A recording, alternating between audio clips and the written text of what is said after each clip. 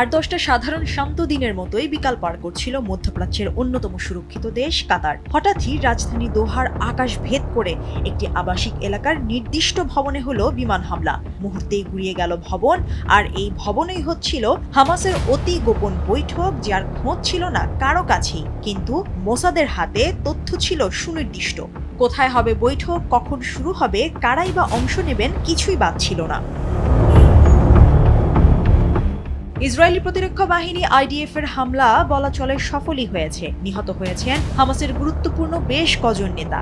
এমন এক সময় তেল আবিব হামাসকে লক্ষ্য করে হামলা চালালো যখন যুদ্ধবিরতির আলোচনা চলছে। এই ঘটনার নিন্দা জানিয়েছে উপসাগরীয় দেশগুলো, এমনকি প্রচন্ড নাখোশ খোদ মার্কিন প্রেসিডেন্ট ডোনাল্ড ট্রাম্প।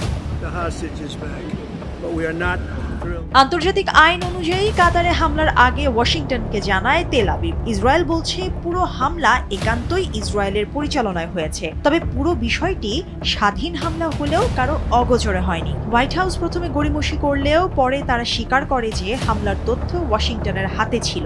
এক বিবৃতিতে ওয়াশিংটন এও জানায় দোহাকে আগে থেকেই জানানো হয় হামলার কথা, কিন্তু দোহা অস্বীকৃতি জানিয়ে বলে বিমান হামলার 10 মিনিট পর হামলা নিয়ে তথ্য জানাতে ফোন কল করে ওয়াশিংটন। মিডল ইস্টের এক প্রতিবেদনে জানা যায় IDF কমপক্ষে 12টি বিমান হামলা চালিয়েছে। সামরিক বিশেষজ্ঞরা বলছেন সুদূর ইসরায়েল থেকে কাতারে পৌঁছতে হলে মাঝপথে অবশ্যই রিফিউলিং এর দরকার পড়বে। তাদের মতে তেল আবিব F-35I আদির এবং F-15I রাআম যুদ্ধ বিমান দিয়ে হামলা পরিচালনা করেছে। অস্ট্রেলিয়ার ডিকেন বিশ্ববিদ্যালয়ের অধ্যাপক আহমেদ হাশিম বলছেন আদির যুদ্ধ বিমান অবশ্যই ব্যবহার করা হয়েছে এবং কাতারের আকাশসীমার বাইরে থেকেও মিসাইল ছুড়তে সক্ষম এই বিমানটি।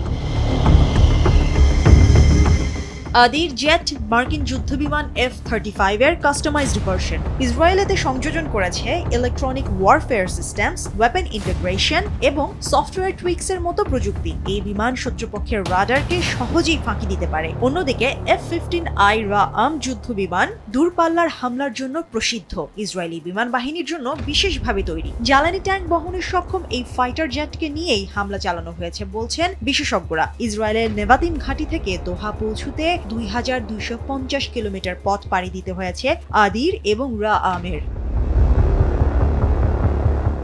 তবে একটি হামলারও কোনো আভাস পায়নি কাতার। দেশটির প্রধানমন্ত্রী শেখ মোহাম্মদ বিন আব্দুল রহমান আল থানি জানান কাতারের আকাশসীমায় ইসরায়েলি বিমান ঢুকছে, তার রাডারেই ধরা পড়ে। তবে বিশ্লেষকরা এই হামলাকে নজিরবিহীন বলে মনে করছেন। অধ্যাপক মেহরান কামরাওয়া একে বড় ধরনের কূটনৈতিক ধাক্কা বলে অভিহিত করেছেন। মুশফিকা নুজাত, দেশ টিভি।